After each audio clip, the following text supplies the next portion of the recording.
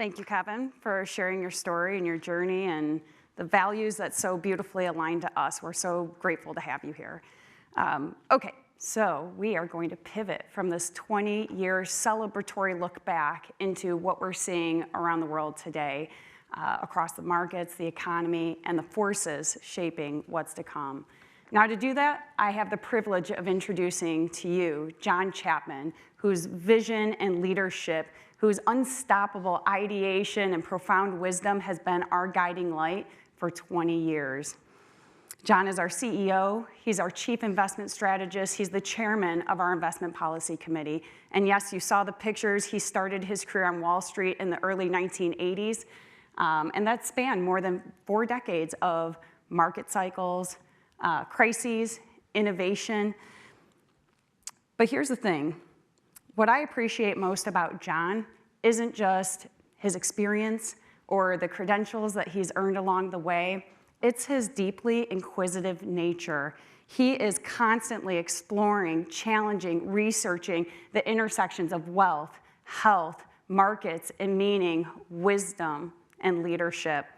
If you've spent any time with John, or most of you have been to one of these symposiums, you have likely heard one of my favorite lines. The world has never moved this fast, and it will never again move this slowly. In a world that seems to be accelerating by the week, John has this unique ability of slowing down the noise, connecting the dots, and helping us see both the risks and opportunities with clarity and calm.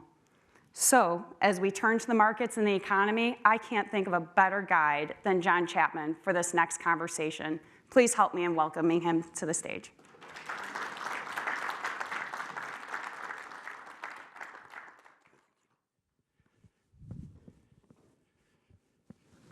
Good morning. All right, that was fun. We only get to do that once every 20 years, so well done, Katie and team. I appreciate that. As I take on the challenge that Katie just described and share with you some perspective in trying to connect the dots in this crazy world that we live in, I remind everyone that this is part of an ongoing conversation that we maintain with our clients and our friends throughout any given year. It begins in early January with the publication of our Outlook report. I fondly refer to that as my annual term paper because it's 30, 40 pages of a deep dive in which we try to develop and share with you an economic thesis that makes sense for us, a thesis that informs decision-making, a thesis that tries to identify both risks and opportunities, and a thesis then that maps out how we will respond to those as the year develops and unfolds. Every year then, that conversation continues with the publication of our thought leadership package on the first Tuesday of every month. So if you're not receiving these, please see a team member. We'll get you on that distribution list. Our thought leadership package begins with the private client letter each month. And that is me again trying to continue this thread, this economic thesis, as new information becomes available and as the facts change and as we respond to the changes that come our way. By May, April, May, enough of the year has now transpired for us to step back and say, all right, how is it going? How are our original thoughts mapping to what's actually happening in the real world? And that brings us to the symposiums. And that is where we are this morning. If you've been with us before, you'll hear me talk about how much time, ridiculous amount of time I put into creating the title for the talk, because if there's anything I just want you to be able to take something back with you today that kind of ties it all up in a nice, neat bow. And today's title is Tailwinds and Turbulence. Wow, we've got a lot of both right now, and then the subtitle says it all. The upside is real. We're going to unpack this morning some really powerful forces in the economy that we want to be paying attention to, but we don't want to be naive about either. While there's a lot of powerful positives shaping our economy and propelling us into the future, we also live at a time when the margin for error has become exceedingly thin. And I will explain all of that as we get through the presentation. But first, let's take a quick look at our Outlook 2026. And I've just grabbed a couple of quotes here. And I know that we don't have time to read every word on every slide. So if you have an interest in receiving a copy of this slide deck or the original Outlook report itself, again, please reach out to a team member and we'll make sure that is given to you. But our general orientation for 2026 is what's highlighted at the bottom here.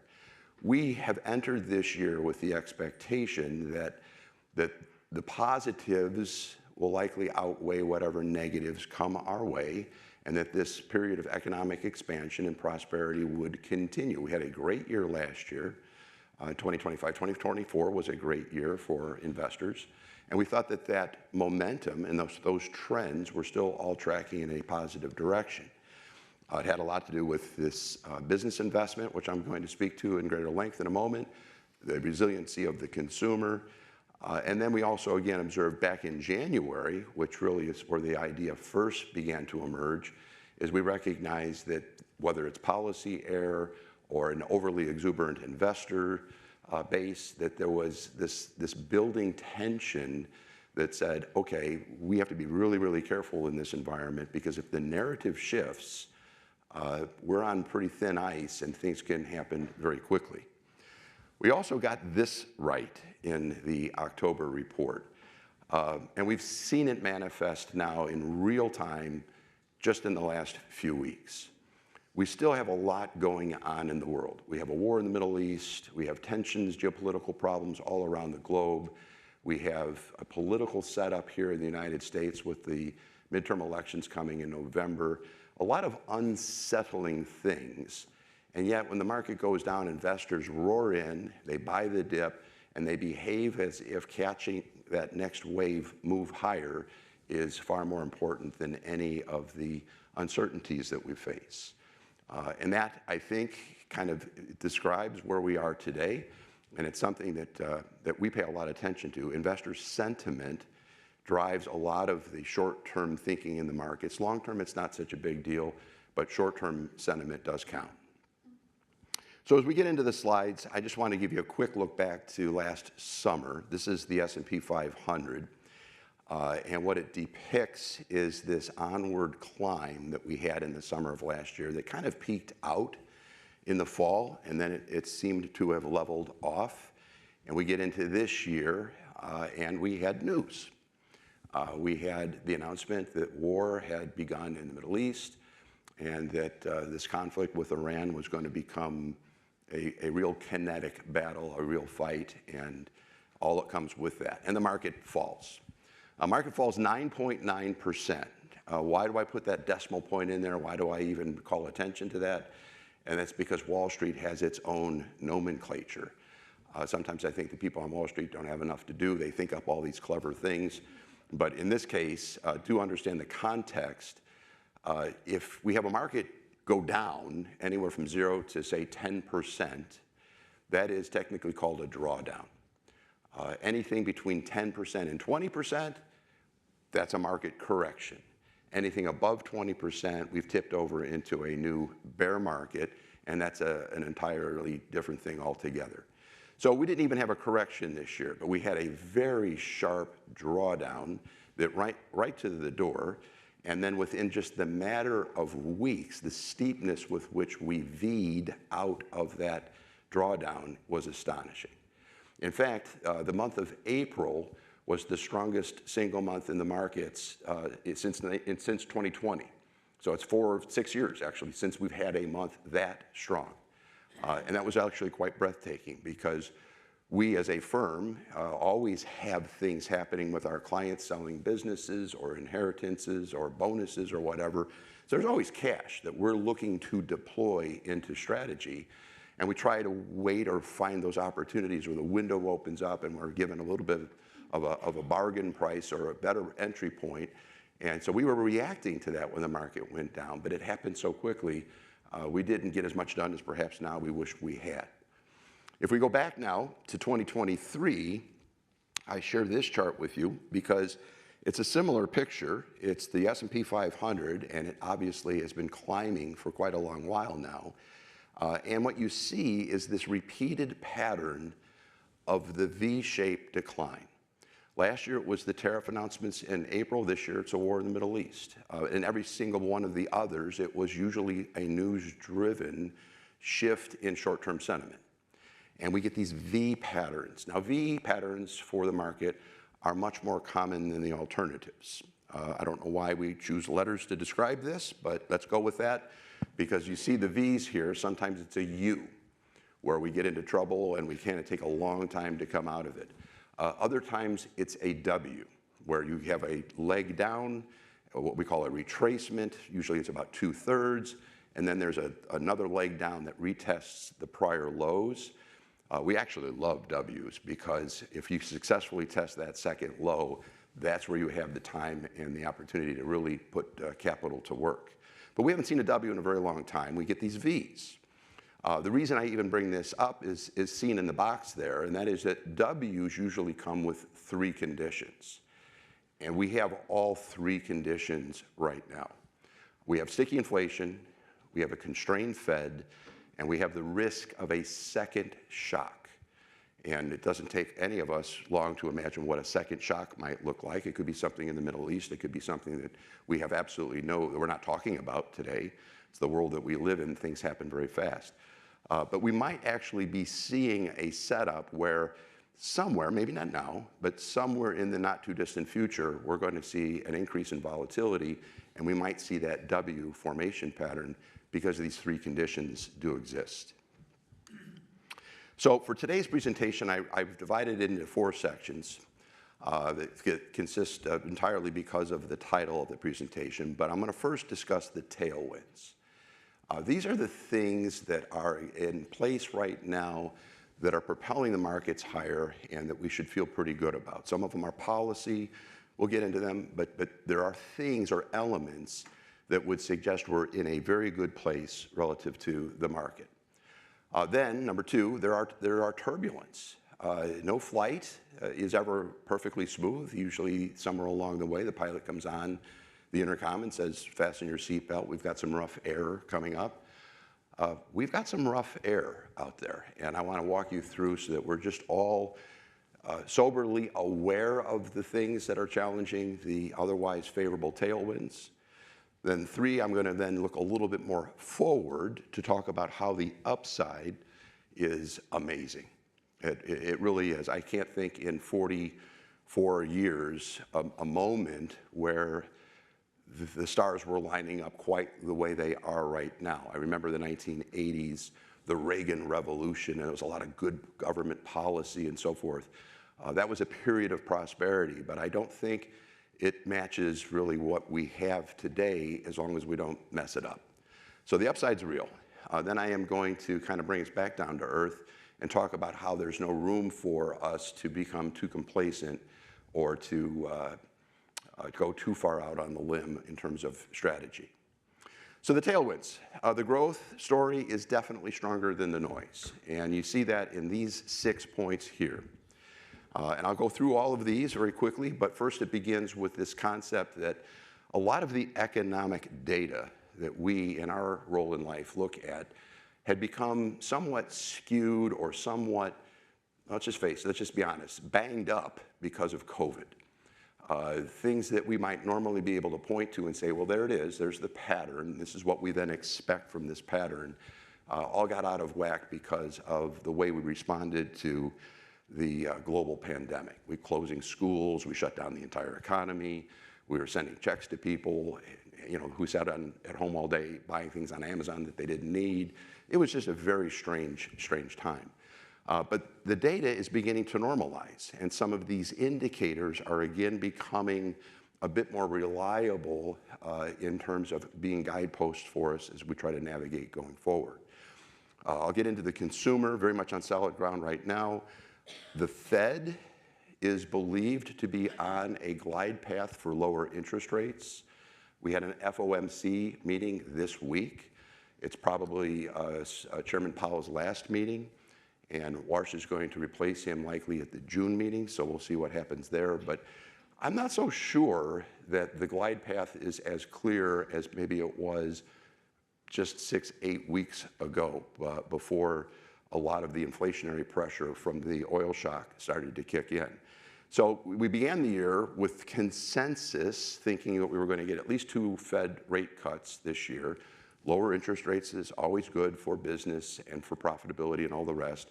And now I think we live in a world where the expectation for 2026 is that maybe there's no cuts this year. So that may be the one of the 6 things that's a bit questionable because of just things that have happened in the last several days.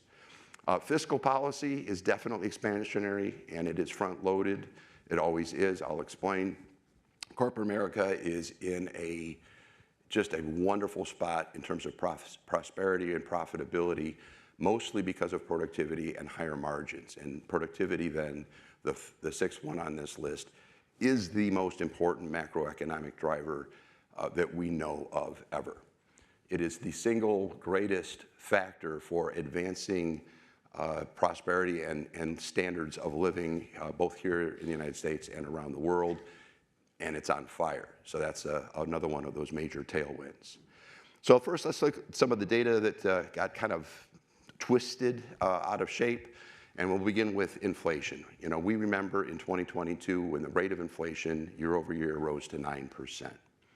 And there was a lot of controversy at the time. There was a lot of stress. Unfortunately, inflation can be thought of as a regressive tax, as opposed to, you know, our tax system, which is progressive. The more some money a person makes, the higher the tax rate and bigger impact it may have on them. When it comes to inflation, it's the opposite.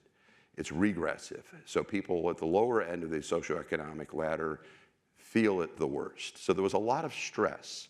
And remember, when we talk about inflation, we're talking about the year-over-year price increases.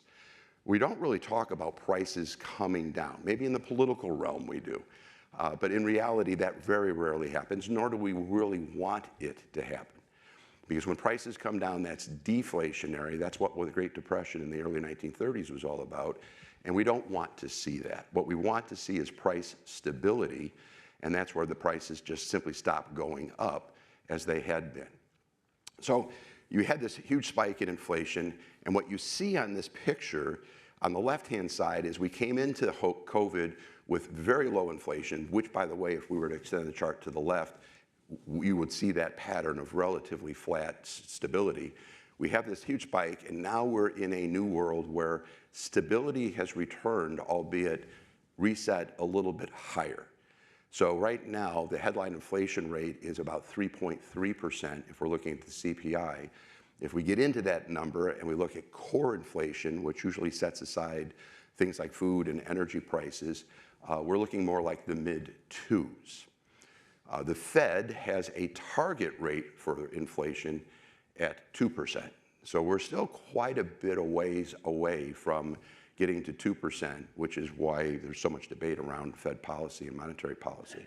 But what you see here, the takeaway is we've returned to a period of stability, even if it's just a little bit higher than we would like it to be. I've given you this chart year after year after year. I'm one of the few people who actually pay attention to this. There's reasons that I am paying attention to it. There's reasons that others don't. I'll start with the reasons others don't, and that has to do with the last 60 years. It's perhaps one of the most boring economic data points you could ever imagine looking at. And you see that on the left-hand side of the chart. The M2 money supply generally advances with economic growth, and you don't get a lot of surprises. You see how smooth that is all the way back to 2010. You can go back to 1960. You'd see a similar pattern. The reason it interests me is when you see this huge spike, this surge that's the biggest since World War II, something's happening. And you want to understand not only what's causing this spike, but then what are the implications from it. And the implications we saw on the previous graph, because inflation is, was, and always will be a monetary phenomenon. So it's not all the things that we hear about in the news. You know, there's so much nonsense being put out there on the airwaves as to, people who have absolutely no idea what they're talking about, trying to explain different phenomenon in the economy. And so you get all these explanations for why did we get all that inflation. This is why we got all that inflation. It was monetary policy. It was flooding our economic system with excess cash in the form of M2 money supply. That's very different than the Great Recession in 2008, 2009, when the government had its version then of stimulus. Remember the TARP program? It's so quaint, $700 billion. Wow, it was a lot of money back then. It's nothing today, and it's nothing in comparison to what the government did in response to COVID. But the difference was that was directed towards the banking system. Remember in 2008, 2009, it was the crisis of our financial system in collapse, and companies were going out of business. We didn't understand where counterparty risk was. We didn't even understand, and sometimes, the instruments that were being used to move that risk around, like credit default swaps and things like that. But the government was directed on the financial community, and all that liquidity went into the banking system, and it wasn't inflationary. It was inflationary this time around because it came directly to real people. So that's what M2 money supply is. M2 is a number that includes your bank deposits, your checking account, your money market, CDs, the cash in your pocket. Money, real money available to real people is what created the inflation. And so when we see this happening, we really shouldn't be surprised that we saw the inflation that we had. It was going to take time to reabsorb all of that excess liquidity, where you see the red arrow then, that had happened. And if that had continued happening in that kind of rate of decline, that in and of itself would have been concerned, but we've now started to normalize. And now we're starting to see money growth once more, and that's a positive. We just don't want it to grow too fast. Think of it this way. Money is the gasoline in the economic engine. And back in the day when our cars would let us flood the engine, the technology is so much better today, you really can't do that, but flooding the engine can create problems. And that, of course, is what we saw during COVID. We need gasoline, but we can't have too much of it. So I mentioned the consumer. So let's just, 5 quick things here. Balance sheets are good. Wage growth is exceeding inflation. Real net worth numbers across all cohorts are coming up. And I emphasize that because, again, that runs contrary to sometimes what we hear in the headlines that, it's only the top earners or it's only the top wealth cohorts that are experiencing this. Maybe they're experiencing it more, or maybe it looks like more, or whatever, but the truth is, across the entire continuum, wealth is and has increased. That is a very good thing that makes the consumer a bit more stable. Labor markets are not collapsing. You think of the Fed's dual mandate, they're here, or their purpose is to keep prices stable, to keep inflation low, and keep employment up. And so far, while there has been some softening in the labor markets, we're not seeing any indicators that would suggest that employers have no interest in hiring people and that the labor markets are going to collapse. Job numbers, the employment reports tend to be a lagging indicator. We watch them very closely. With this ecosystem of labor data that we pay attention to, there is something called the weekly jobless claims number. It comes out every Thursday morning, and we study that very, very closely. And we're not seeing any uptick in the jobless claims numbers. The JOLTS report for job openings, that's come down a bit, but it's all well within normal. So we're not seeing the labor market collapsing, and that's a very good thing that bodes well for the consumer. And then the last one, I put it in here because we do read sometimes articles or headlines about the state of the consumer as it relates to their debt service levels, and that the consumer's choking on debt and delinquency rates are going up. Well, of course, there are people who have overborrowed, or that people have put themselves in a bad way relative to that debt and their ability to service that debt. But delinquencies are only normalizing after being another one of those data points that got twisted out of shape when we had COVID.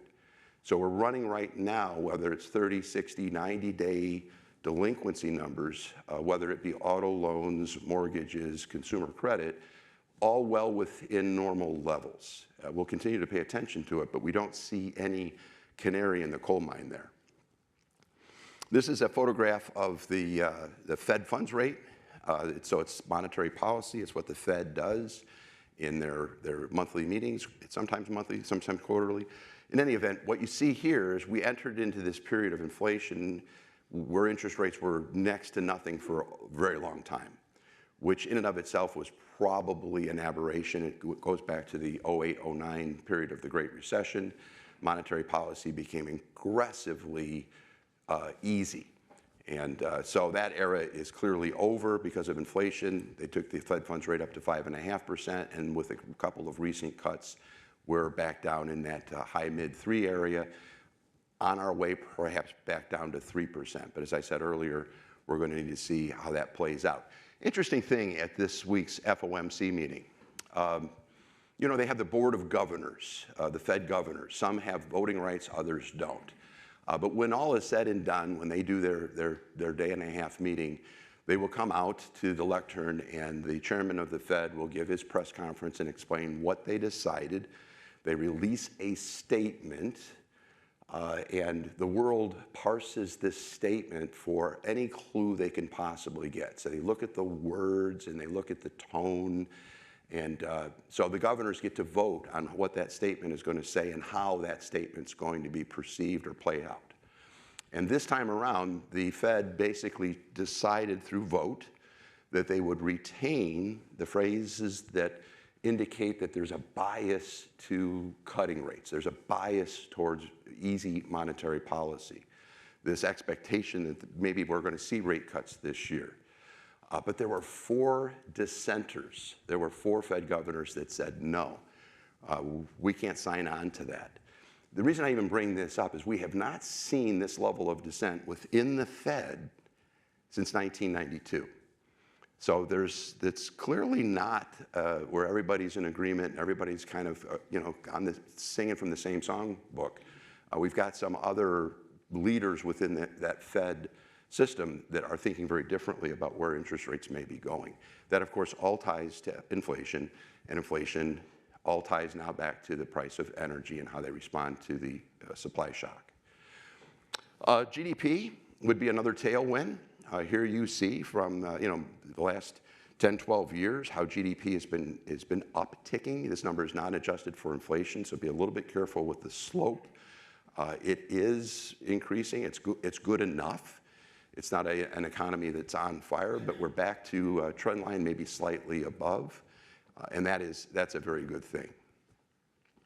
But this is the big one, productivity. Productivity is a measure of output based on inputs. So your 2 big inputs are going to be how many workers do you have and how productive can they be? So how productive can they be is a function of the tools they have available at their disposal to do the thing we've asked them to do, the job that is theirs to do. And with the introduction and the adoption of things like artificial intelligence, productivity is really beginning to surge. And so much so that, you know, it runs normally about 1.5% a year. In the last 3 years, we're up 9%.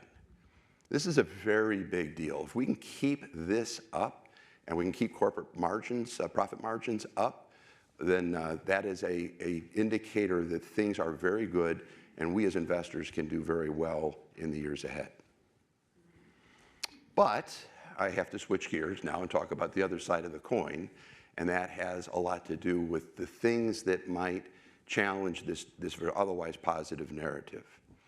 And I want to stress that the turbulence today, these things are just not theoretical. They're not things that might happen. These things are happening, and these are realities in our life that we need to contend with, that our leaders need to try to figure out how to navigate, and we as investors, thinking about our wealth and our families and all the things that we want to do, we have to navigate them as well. We'll start, of course, with the obvious, the geopolitics of our world, the conflicts that are out there. It goes even beyond that, the global fragmentation. J.P. Morgan wrote a great paper on the fragmentation and talking about how COVID and the reshoring of manufacturing and how different regional centers of production now have emerged.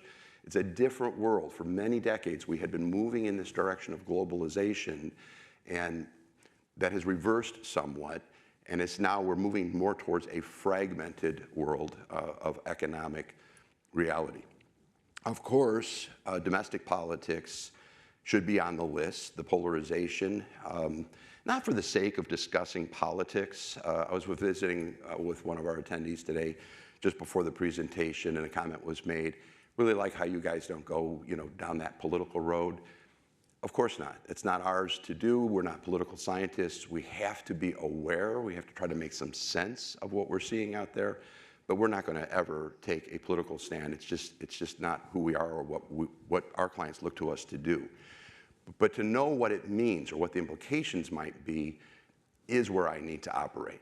And in this case, the policy uncertainty that this polarization might create, particularly in November, when we're thinking about how the House of Representatives and the Senate set up, may be a bit of a challenge. So we'll come back to that.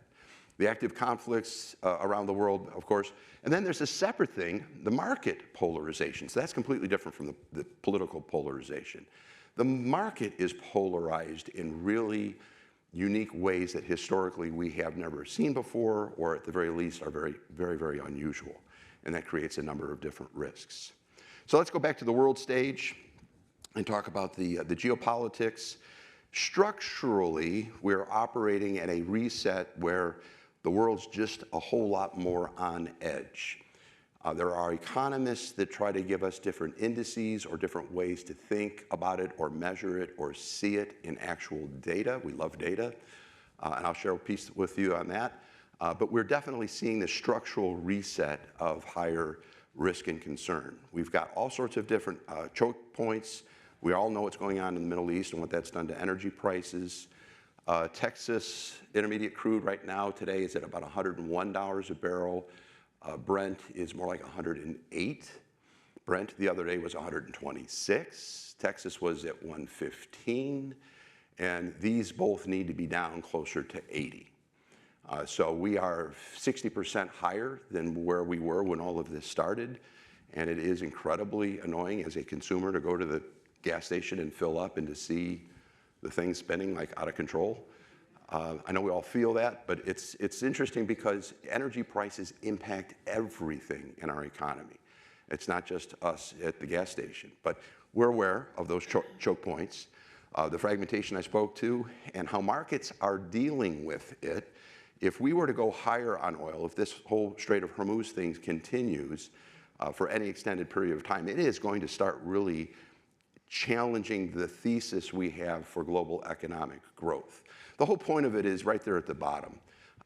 Geopolitics is no longer a tail risk. You remember the bell-shaped curve that in statistics class, we were taught explains everything. It's the probability analysis, the distribution of the things that might happen. The tails were those things that could happen, but they were just so small in terms of probability that we didn't spend a lot of time thinking about them or talking about them. Geopolitics is no longer merely a tail risk in the grand scheme of things. It is truly an input to how we have to figure out where we want to be on that risk spectrum. So here's a picture of the Caldera Geopolitical Risk Index. He is one of two economists at the Fed right now who track this with this methodology. And you can see this, that not only does the noise become much greater, but that the median of that higher degree of noise has reset at a higher level in the last, say, 6 years versus the 6 years prior. Here you see kind of an explanation perhaps for that, or a manifestation of that. This is defense spending worldwide. So this is all different parts of the world, countries, regions, and defense budgets. And since 2016, when things really started to cook here, we have more than doubled the amount of money that we as a world are spending on military and defense type things. Domestic politics, I guess the thing I would point out here is, with again, not getting into politics, but understanding the implications, is our fiscal situation is not great. We have borrowed a lot of money. You see the national debt at, what is it now, $39 trillion. If you've been with us before, you may recall my way of thinking of big numbers. I take it and I say, all right, well, what does a million, billion, trillion really mean? And then I say, all right, well, let's equate it to something that feels a little bit more real. If you take $1 and you convert it to a second of time, $1 million or 1,000,000 seconds, working backwards, would be about 2 weeks of time. That's 1,000,000 seconds, okay? It's 1,000,000. If you go from 1,000,000 to 1,000,000,000, you go back to, say, the early 1990s. So it's not linear at all. But if you jump from 1,000,000,000 to 1,000,000,000,000, you go back 34,000 years to the time that Neanderthals walked the earth. So we really can't be complacent with millions, billions, and trillions. We have $39 trillion in debt, and that number is going up very, very quickly. And the amount of monies that we have to use to support and service that debt in the form of interest payments just keeps going up. That's why our government is going to be constrained in its future optionality. That's in part why the Fed is constrained a bit in how they do monetary policy. Second thing, here at home, the political noise is drowning out the economic signals. Think about it.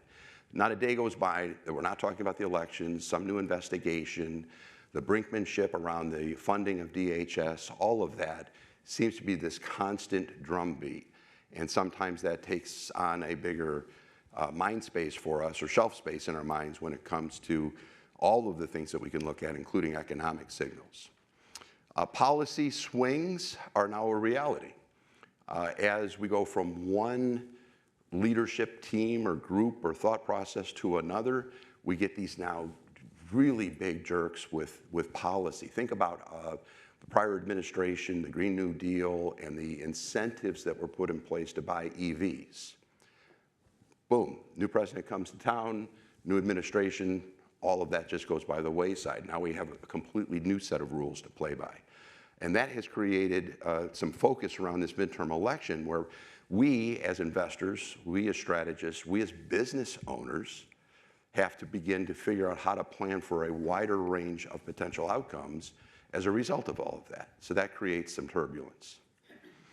Now, the market, an area that we spend a lot of time thinking about, obviously, has become something different than what you might expect it to be. We live in not a winner takes all mode, but a winner takes most. What I mean by that is that the big winners are winning bigger every day, but not all companies are participating as we might like them to. So I give you a data point here. Before I get to that one and read it to you, let me just observe that we've been writing about this for some time. The fact that this magnificent seven phenomenon, where the 7 biggest tech companies in the S&P 500 were just dominant in the headlines. Of course they are, because the S&P 500 is a market cap weighted index. So it's 500 companies, but it's 500 companies that don't hit the index equally. The smaller ones have almost no impact. The big ones have tremendous impact. And if you take the top 7, 8, 9, 10 companies, for a long time, that represented about 35% of the index. I've updated the number here today just to kind of widen that out a little. If you take the top 20 companies in the S&P 500, it accounts for more than 50% of the index.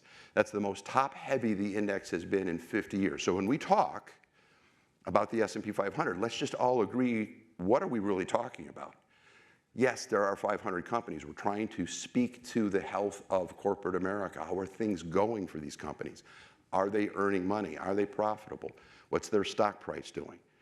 But let's also recognize that it's those very limited number of names, that concentration, we're talking more about them than sometimes I believe we realize. Market's less diversified, obviously, as a result of that. And then the third bullet point here is a data point that I came across in preparing this talk that it kind of took me by surprise, to be honest with you. I gave you the construct earlier of what a drawdown, what a correction is, and what a bear market is. Over 40% of the S&P 500, so that's 200 of those 500 companies, are living in their own quiet little bear market, meaning their stock price is 20% off of recent highs. Yesterday, the S&P 500 and the NASDAQ index closed at both of them, at new all-time highs. So here again, if we're focusing on the index and the headline, the implication would be, wow, everybody's making money, every company's like doing wildly well, and isn't that a wonderful thing? And then you step back and you realize that concentration risk, the top heaviness of the index, we're losing sight of the fact that 200 or almost half of the companies, not so much. So again, as we navigate investment decisions, that's something to be aware of. All right, let's have a little fun, talk about the upside, because we live in a remarkable moment in time. I've probably now 9 years running have been just obsessed with innovation and what it means to us as investors, what it means in the way of opportunity and risk. It's a very big deal, and I'll explain just in a moment why I feel that way. But we're also seeing a lot of investment happening.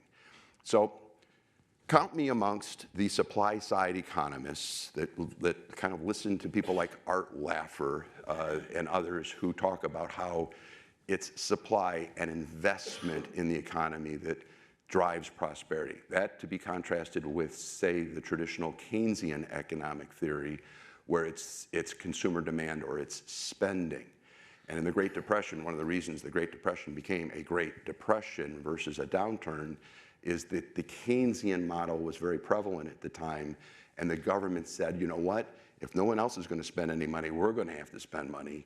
And that created an artificial flywheel that created an awful lot of bad things, in my opinion. So I think that what's happening right now with CapEx spending is wildly positive. And then you can see it in earnings with lots of room to run. But back to innovation for just a quick second. If you think about the role innovation has played in our lives, innovation changes everything. Innovation drives productivity. But over the many decades where we can look at different innovations, whether it's the radio or the television, you can come up to the washer and dryer or microwave oven, these things all happened in their own moment. I always found it fascinating that the washer and dryer, they didn't go together. The washing machine was invented or was in place about 16 years before somebody figured out how to invent a dryer, which meant that the washing machine sales went nowhere until the dryer became available. Now everybody has to have the pair.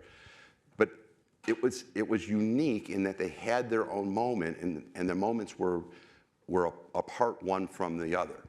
We live in a world today where innovations are stacking up in unexpected ways, whether it's quantum computing, it's alternative energy storage in the form of lithium batteries, it's sensors, it's artificial intelligence, and all of these things are happening at once. All of these technologies are kind of coming of age at the same time, and as they do, they're beginning to interact with one another in unique ways that are creating, yet again, new and unexpected innovations or capabilities that we get from the combination of more than one. So innovation is a very, very big deal, and we get to live in that moment where it's all playing out. And I know it's scary. Even with artificial intelligence, there's a lot of controversy there, but it's just an incredible time to be alive and what that might mean for standards of living and our health and everything else. But let's talk about the big dog, right? Right now, it's artificial intelligence.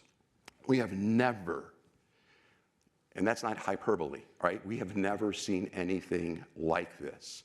4 things. It's diffusing within the economy very broadly at a scale, impacting productivity, all 4 at the same time off the chain.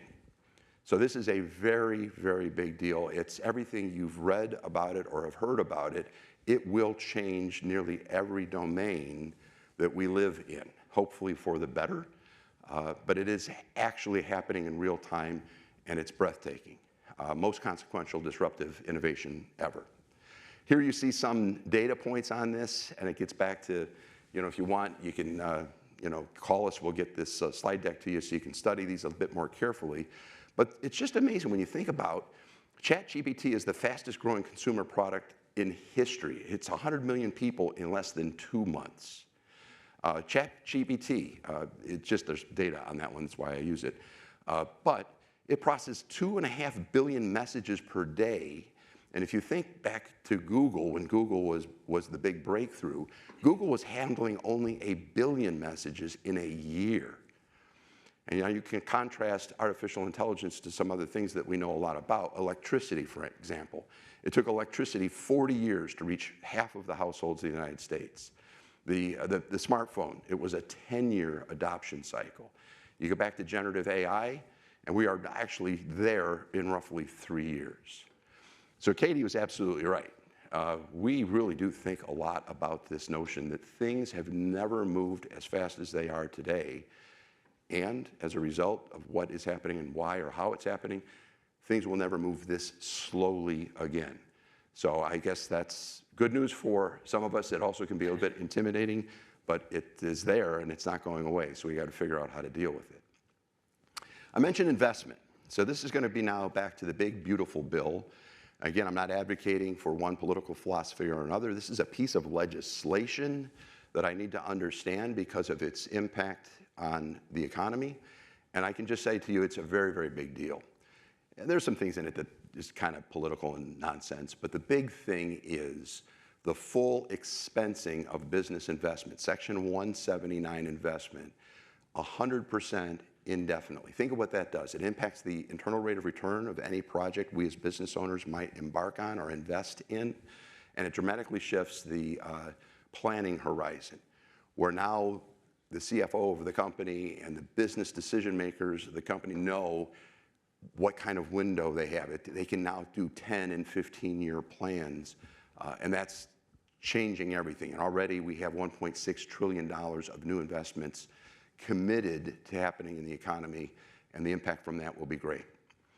GDP growth, fading recession odds, like I mentioned earlier, we're running around 2, maybe 2.5%, but the expectation for what's coming forward is ratcheting down quite quickly. It's just the beginning of the year, or last year, I talked about this quite a bit, where there was a lot of fear that we're going to go into a recession.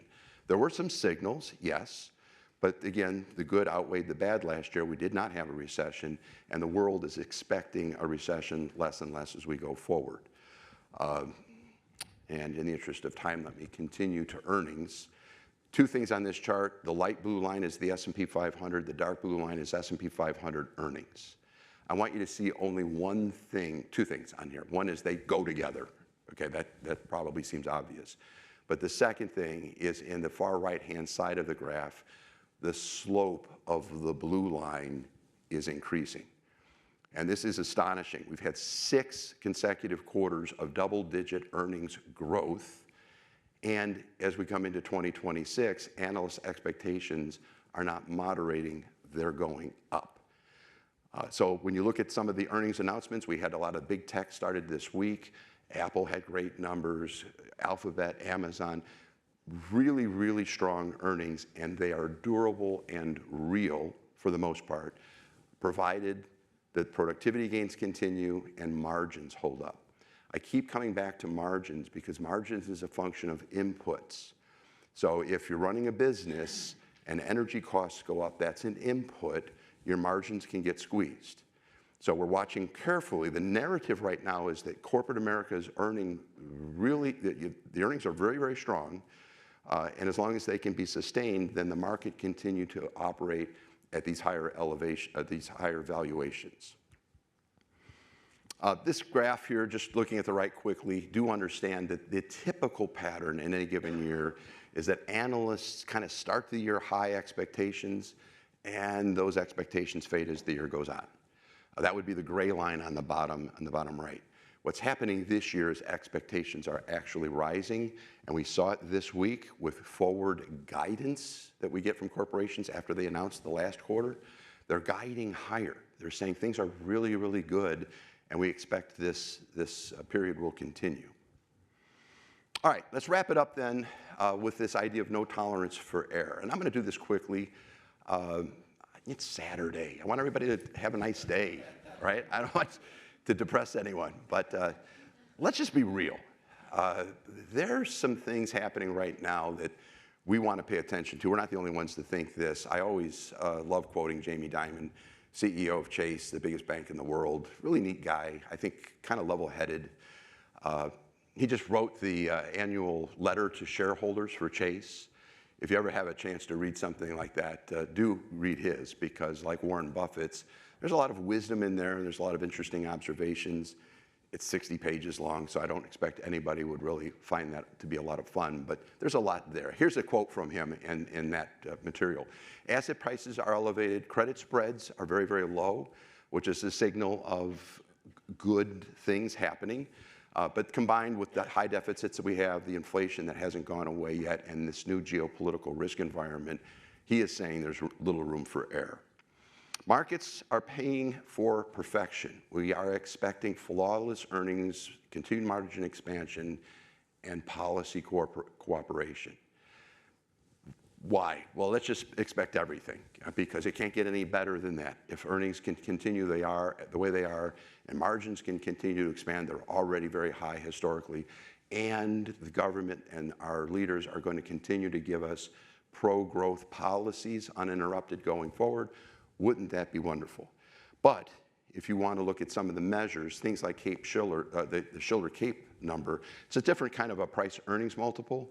The difference between the PE, the normal PE, and the Shiller PE is Shiller uses a smoothed-out 10-year number for earnings, whereas the price-earnings multiple uses just forward earnings. Well, the Cape is at 39-year high. We have not seen that kind of excess in valuation since the dot-com peak. We all respect Warren Buffett and what he's accomplished as an investor over many, many years. Berkshire Hathaway is his organization right now. Its cash levels exceed the equity portion within the portfolio for the first time ever. He has a lot of dry powder, and that ecosystem that he's built and created that he isn't necessarily at the helm of anymore is thinking conservatively about the environment that we're in. And then lastly, I would say that in prior cycles, we always have this kind of a put, or we have a floor, we have a safety net. It can come in three forms. It could be a fiscal put, where the government has the hand on the lever, they're going to cut taxes, or they're going to do something that would help the economy move forward if it got into a rough patch. We might have a valuation cushion, where we're not trading at sky-high levels. Or we might have the Fed come in and rescue us with just cutting interest rates for their part. We don't have any of those conditions right now. So we're kind of flying without that safety net. And as I say at the bottom here, when the entry price assumes excellence, even merely good can be a disappointment. And that's something to be careful with. Here you see the valuations in the more traditional price earnings multiple. On the far right, you see that plunge. That was at the end of the first quarter. Earnings were going up, prices were going down. The PE multiple went from 23 down to 18, 19. Feeling a little bit better about that valuation, not being quite in that nosebleed range. And then we start talking about ceasefires and agreements and a diplomatic solution in the Middle East, and the market just went completely nuts. Again, strongest month since 2020. In a matter of 3 weeks, we're up like 15%.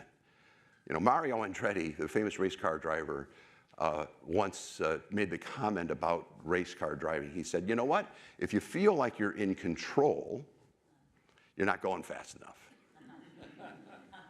We're moving pretty fast, and it's hard to feel any degree of control when the market in 3 weeks can move what, you know, not that long ago would take an entire year for movement. So thanks for that, Mario. All right, behavioral risk is something that makes this room for error very thin. That's what we do as investors, and how we respond to the news flow. And we want to be careful that we're not answering yesterday's questions or the wrong questions with perfection, because the game's changing all the time. And it creates a gap, a behavioral gap, in terms of how an investor's outcomes stack up to the opportunity set. And Dalbar does this really cool study every year where they measure fund flows. So they can look at the mutual fund system, and they can say, well, how is the money moving around? Because that's kind of the aggregate measure of all of us making individual decisions. And what they found in 2024 was that the investor decision-making was so poor that the investors cost themselves about 800 basis points, or 8%, versus the opportunity set. And that was the fourth largest gap on record. So it's a very big deal that we don't get sucked into narratives and we don't make all of the mistakes. It's important that we don't respond too much to fear and greed, because then we're optimizing the wrong variables. And then our antidote to all of this is process, discipline. Let's get out of the game where we're trying to guess or forecast the unknowable future, and with certainty, answering questions that we shouldn't be even paying any time trying to perfect the answers to. So if we put it all together, how do we stay grounded in turbulent times? Boiling it down to just this one last slide, where a number of observations are being made here. One is, I think in the next 12 months, we are going to be challenged. We are challenged right now by a market that's on a freight train, record high, record high, record high. What do we do with that? How do we respond? That's a thing unto itself. It's a problem. It's a great problem to have. It's the opposite. It's even worse, right? Where the market's going down, down, down. But the next 12 months, we're going to get more volatility. We're going to get more of this. It's the next 10 years that we want to focus on, because there's not a person in this room whose planning horizon really is confined within 12 months. Now, maybe you have something that you want to do. You want to buy a house. You need to do this. Your kids are going off to college. I get it. There are things in our lives that have a planning horizon that might be short term. But when we're talking about our wealth and our legacies, it usually is going to be a much longer window. So we want to focus on the next 10 years, much more so than the next 12 months. So number one, anchor your investment choices in the time horizon that you have to work with, recognizing that the vast majority of your wealth is still probably on that longer horizon.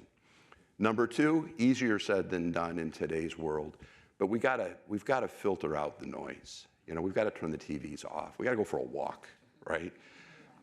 Get some air and get just some space, some separation from all of this. And I remember in the 80s, 87 in particular, one of the older advisors I was working with at the time, I was a young man, he had been around for a while, and his observation that we need to understand that the news organizations, particularly in the financial news realm, they exist not to give you good information, they exist to keep you engaged.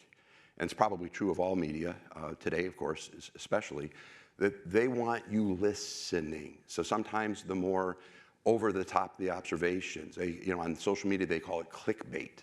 They say outrageous things to get you to pay attention, to draw you in.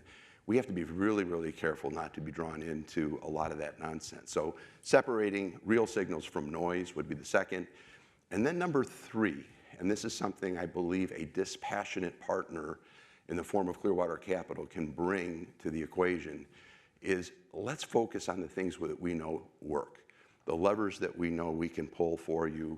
Let's let the discipline and the process, which has been true over market cycles, over many years, over many decades, continue to be working for us, and then not let our human nature work against us. And it's that discipline that we think makes the difference. So the upside's real, tolerance for error is not. Markets like these require the discipline I just mentioned. That means being clear about your objectives, your time horizon, and to just tune out the headlines when and wherever you can.